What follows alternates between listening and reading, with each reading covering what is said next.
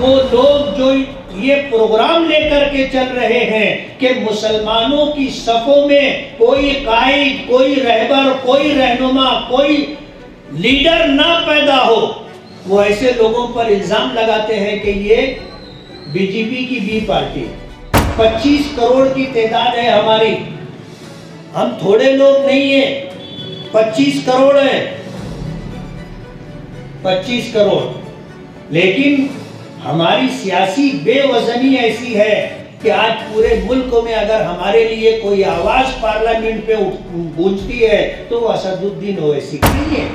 ماضی میں جن کی سرکار تھی اس پر یہ رپورٹ آئی کہ اس ملک میں مسلمان دلتوں سے زیادہ پسماندہ ہیں۔ غیروں کے پیچھے پھرتے رہیں گے تو ساری زندگی پھرتے رہیں گے، ہماری نسلیں بھی ان کے پیچھے پھرتی رہیں گی، کوئی ہمیں ہمارا حق دے گا نہیں۔ وہ ہم سے ووٹ لینا چاہتے ہیں، ووٹر بنا کے رکھنا چاہتے ہیں، ہم میں کوئی قیادت، کوئی لیڈر پیدا ہو، اس بات کے لیے وہ تیار نہیں۔ ہماری قوم سو رہی ہے، پوری قوم سو رہی ہے، انہیں اپنے نفع اور نقصان کا کچھ احساس نہیں۔ ہمیں قوم و ملت کے لیے آگے آنا پڑے گا، ہمیں سیاست میں اپنے وجود کا احساس دلانا پڑے گا کہ ہم ہیں۔ آج تو حالات ایسے ہیں کہ ہماری کہیں گنتی بھی نہیں، وہ صرف ہمارا ووٹ چاہیے، وہ ہمیں ووٹر بنا کر کے رکھنا چاہتے ہیں، وہ نہیں چاہتے کہ مسلمانوں کی صفوں میں لیڈر پیدا ہوں، وہ اس بات کو گوارا نہیں کرتے کہ کوئی تمہارے مسئلے کو لے کر کے آواز بلند کرے۔ تم نے چاہا ہی نہیں حالات بدل سکتے تھے، میرے آنسو تیری آنکھوں سے نکل سکتے تھے، 2 قدم ساتھ میرے چل کے تو دیکھا ہوتا، خود بخود تیرے خیالات بدل سکتے تھے۔ تم تو ٹھہرے ہی رہے جھیل کے پانی کی طرح، تم تو ٹھہرے ہی رہے جھیل کے پانی کی طرح، دریا ہوتے تو بہت دور نکل سکتے تھے، تم نے الفاظ کی تاثیر کو پرکھا ہی نہیں، نرم و لہجے سے تو پتھر بھی پگھل سکتے تھے۔ ہمارے ورکنگ پریزیڈنٹ غفار قادری صاحب کی بات آپ نے سنی، انہوں نے اپنا درد دل آپ کے سامنے رکھا ہے۔ ہم وہ قوم ہیں جنہیں اللہ پاک نے قیادت کے لیے پیدا کیا تھا، حکومت کے لیے پیدا کیا تھا، ان کو صرف ہمارا ووٹ چاہیے، وہ ہمیں ووٹر بنا کر کے رکھنا چاہتے ہیں، وہ نہیں چاہتے کہ مسلمانوں کی صفوں میں لیڈر پیدا ہوں، وہ اس بات کو گوارا نہیں کرتے کہ کوئی تمہارے مسئلے کو لے کر کے آواز بلند کرے۔ آج بیرسٹر اسد الدین اویسی جو مجلس اتحاد المسلمین کے قومی صدر ہیں، اگر یو پی جاتے ہیں تو ان پر فائرنگ ہوتی ہے، آج اگر وہ دلی میں ہوتے ہیں اور اپنے بنگلے سے باہر نکلتے ہیں تو ان پر فائرنگ ہوتی ہے، حیدرآباد میں ان کے گھر پر حملے ہوتے ہیں، اس کے بعد بھی وہ لوگ جو یہ پروگرام لے کر کے چل رہے ہیں کہ مسلمانوں کی صفوں میں کوئی قائد، کوئی رہبر، کوئی رہنما، کوئی لیڈر نہ پیدا ہو، وہ ایسے لوگوں پر الزام لگاتے ہیں کہ یہ بی جے پی کی بی پارٹی۔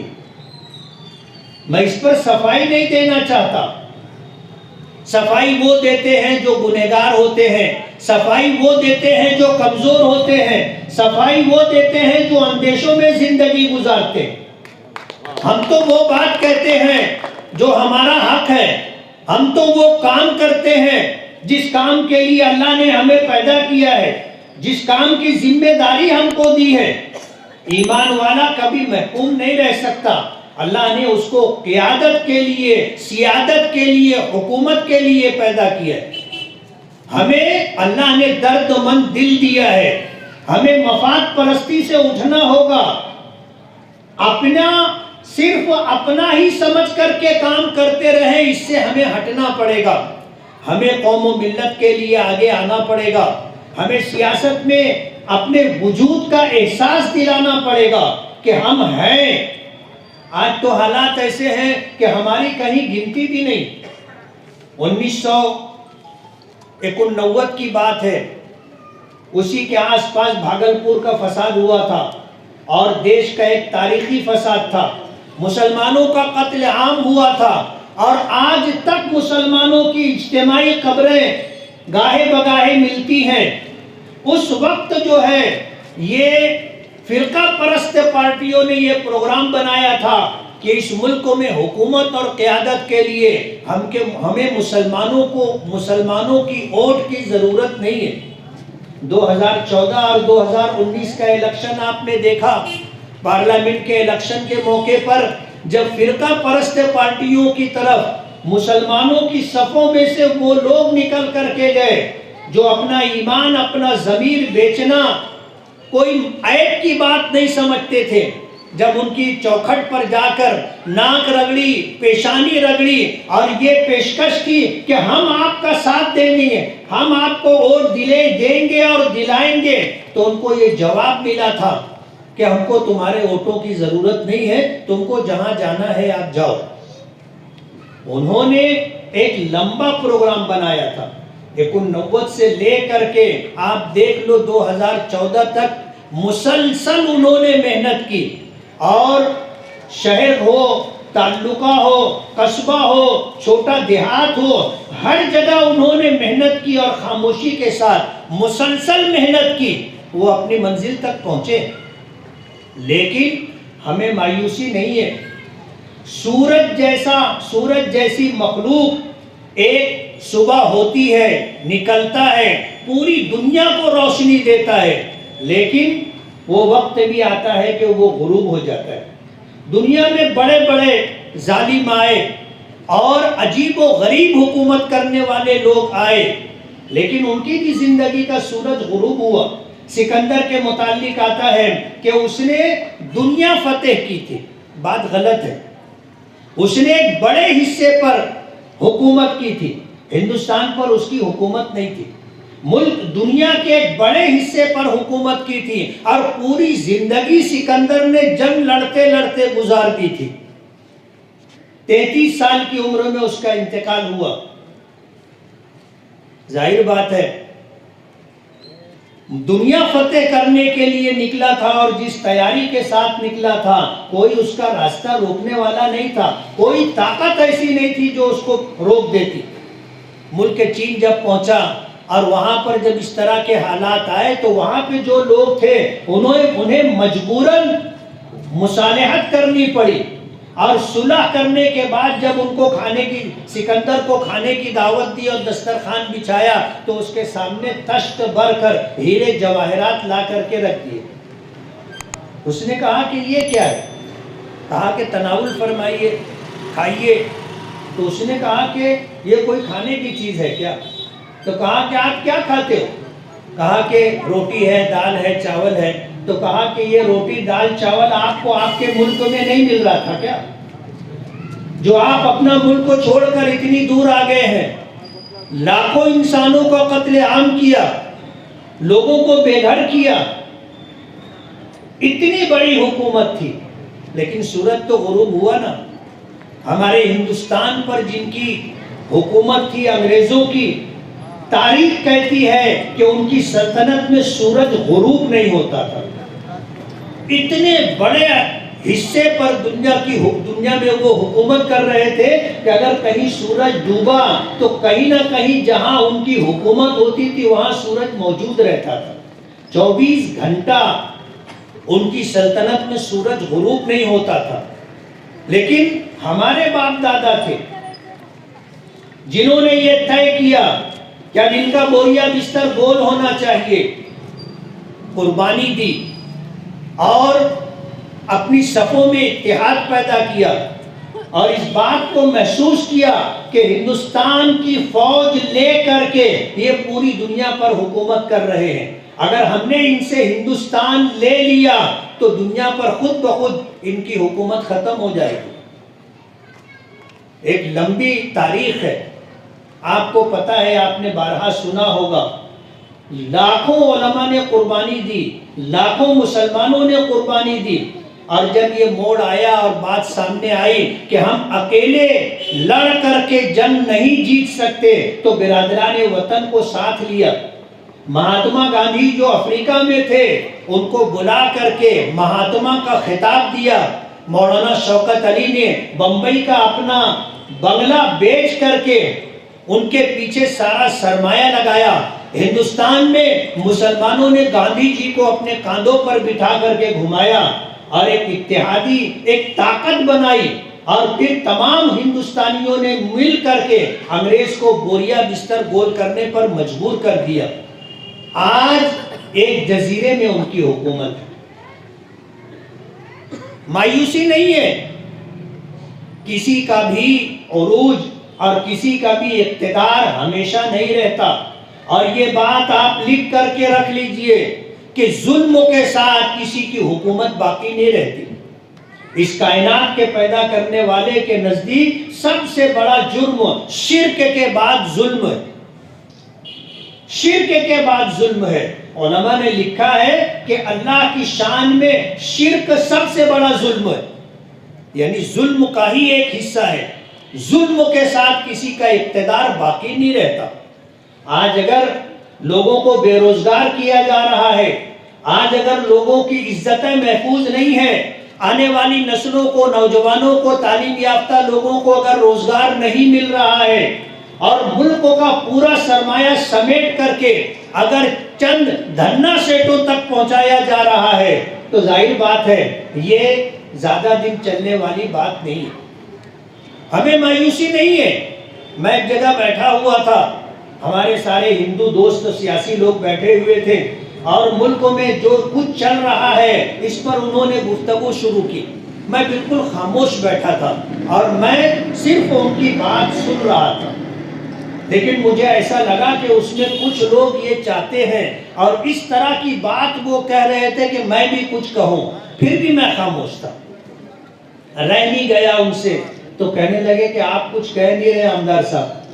میں نے کہا میرے بولنے کی جگہ نہیں اور میرا کوئی مسئلہ نہیں.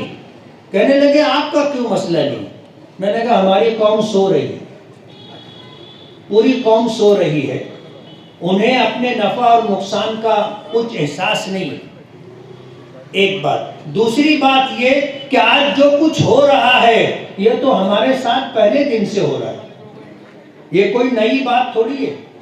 سرکار کسی کی بھی رہی ہو, ہمارے ساتھ تو ناانصافی ہوئی ہے, ہمارے حقوق چھینے گئے. سچر کمیشن کی رپورٹ جو آئی تھی وہ آج کی سرکار کی نہیں ہے. ماضی میں جن کی سرکار تھی اس پر یہ رپورٹ آئی کہ اس ملک میں مسلمان دلتوں سے زیادہ پسماندہ ہے. تعلیم میں ہمیں ریزرویشن نہیں ہے, ملازمت میں ہمیں ریزرویشن نہیں ہے.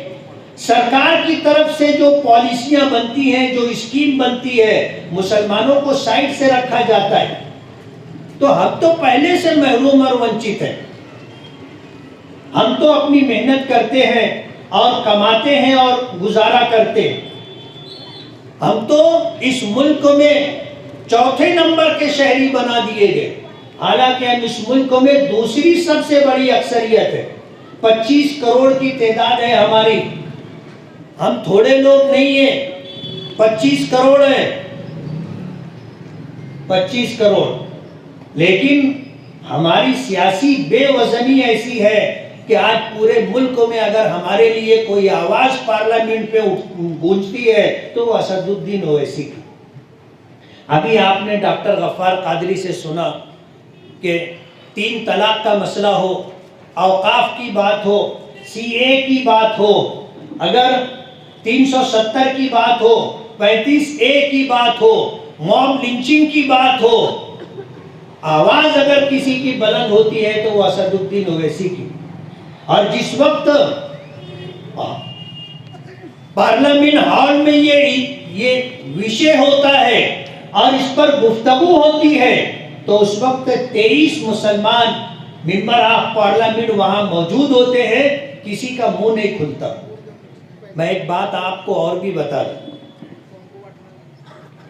ان پارٹیوں سے جو لوگ چن کر کے جاتے ہیں, درد ان کے دل میں بھی ہوتا ہے, ایمان ان کے دل میں بھی ہوتا ہے, انہیں بھی ایک کسک محسوس ہوتی ہے. ضمیر سویا نہیں ہے, ضمیر مرا نہیں ہے, لیکن پارٹی کی پالیسی یہ ہوتی ہے کہ ان کو کہہ دیا جاتا ہے کہ آپ کو کچھ کہنا نہیں. میں ڈاکٹر غفار قادری صاحب کو بتانا چاہوں گا کہ کشن گنج سے کانگریس کی ٹکٹ پر چن کر مولانا اسرار احمد قاسمی یہ ممبر آف پارلیمنٹ تھے. یہ ہماری جمعیت کے کسی وقت جنرل سیکرٹری رہے تھے اور بے باک آدمی تھے, جوان مرد تھے. برے سے برے حالات میں اپنی بات رکھنے کی سخت ان میں موجود تھی. پارلیمنٹ نہیں پہنچے ہوئے جس وقت اس عنوان پر بات ہو رہی تھی. میڈیا کے لوگوں نے پوچھا تو جیسے لوگ سامنے تھے انہوں نے جواب دیا کہ بھائی میں ٹریفک میں پھنسا رہ گیا تھا, وقت پر پہنچ نہیں سکا. لیکن بہت درد کے ساتھ انہوں نے یہ بات کہی کہ مجھے میری پارٹی کانگریس نے منع کیا تھا کہ آپ کو اس پر اپنی بات نہیں رکھنا ہے, یہ ہماری پالیسی ہے. تو ان سیاسی پارٹیوں سے جو لوگ چن کر کے جاتے ہیں ان کا ہاتھ پیر تو بندھا ہوتا ہے, زبان بھی باندھ دی جاتی ہے کہ آپ بول نہیں سکتے, آپ کو بولنے کی اجازت نہیں ہے. ہم ان کی مجبوری سمجھتے ہیں. آج اگر کوئی بول رہا ہے اور چاہتا ہے کہ آپ بھی بولو, جو آپ کے حق کے لیے لڑ رہا ہے اور چاہتا ہے کہ آپ بھی اپنے حق کے لیے لڑو, تو آپ ساتھ دینے کے لیے تیار نہیں, آپ آگے آنے کے لیے تیار نہیں. غیر تو ہمیں آگے آنے سے روک رہے ہیں اور اسی لیے ہم پر یہ الزام ہوتا ہے کہ یہ بی جے پی کی بی پارٹی ہے, اور آپ بھی مان لیتے ہو. ابھی حیدرآباد میں تلنگانہ میں الیکشن ہوا, اس الیکشن کے موقع پر کانگریس پارٹی کی پرینکا گاندھی جو ہے انہوں نے جا کر یہ الزام رکھا کہ یہ جو ہے بی جے پی کی بی پارٹی ہے. ہمارے صاحب نے جواب دیا اسد الدین اویسی صاحب کہ 119 سیٹیں ہیں تلنگانہ میں, ہم تو صرف 9 سیٹوں پر الیکشن لڑ رہے ہیں, ہم تو صرف 9 سیٹوں پر الیکشن لڑ رہے ہیں, 110 سیٹیں ہم نے آپ کے لیے چھوڑی. اگر ہم بی پارٹی ہوتے تو ہم 119 پر اپنے امیدوار کھڑا کرتے نا. تو یہ الزام تو ہم پر لگایا جاتا ہے. حیرت ہوتی ہے, دکھ ہوتا ہے کہ اپنے لوگ اس بات پر بھروسہ کر لیتے. ہندوستان میں کتنی سیاسی پارٹیاں ہیں اور وہ الیکشن لڑتی ہیں اور ان کا نام بھی آپ کو معلوم نہیں ہے اور ان کا کھیل ہوتا ہے, وہ یہ سب کچھ کرتی ہیں, لیکن کوئی ان کو یہ نہیں کہتا کہ یہ بی جے پی کی بی پارٹی. الزام لگتا ہے تو صرف ہم ہی لوگوں پر لگتا ہے.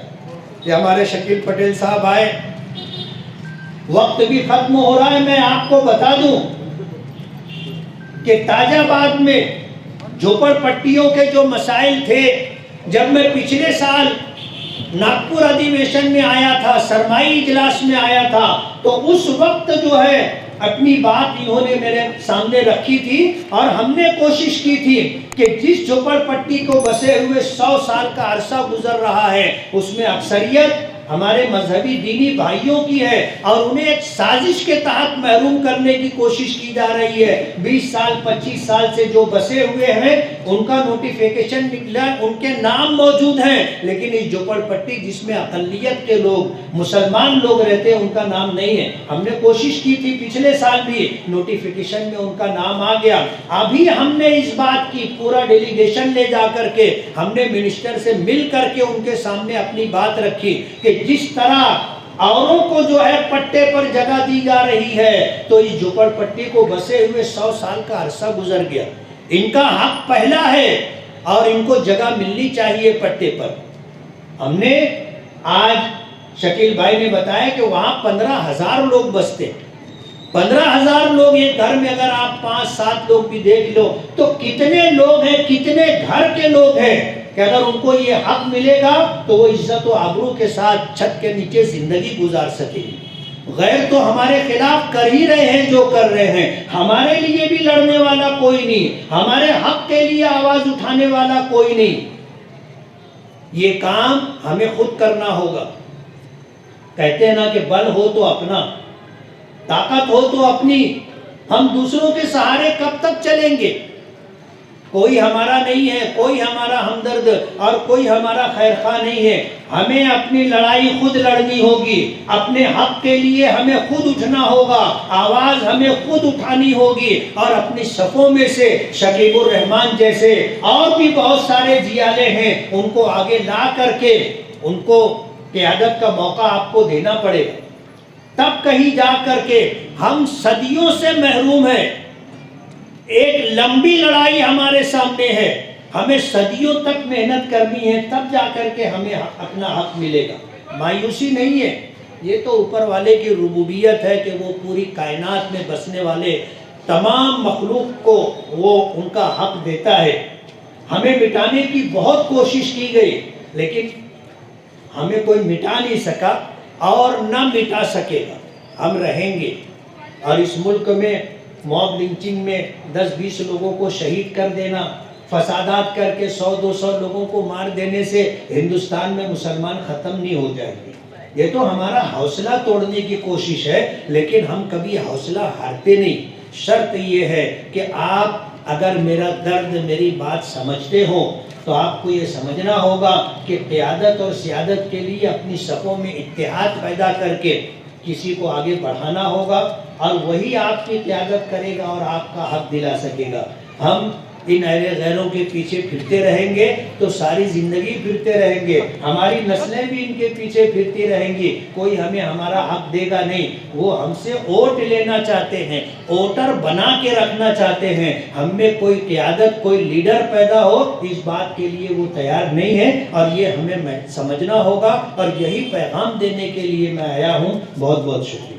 ویڈیو کے پرایوجک ہیں سریش الیکٹرانکس. اب اپنے گھر کو بنائے اسمارٹ اور سویدھا جنک. لے جائیے سبھی برانڈز کے ہوم اپلائنسز, وہ بھی 0% فائنانس پر. ہمارا شو روم آج ہی وزٹ کریں. بینک آف مہاراشٹر کے سامنے کامٹی.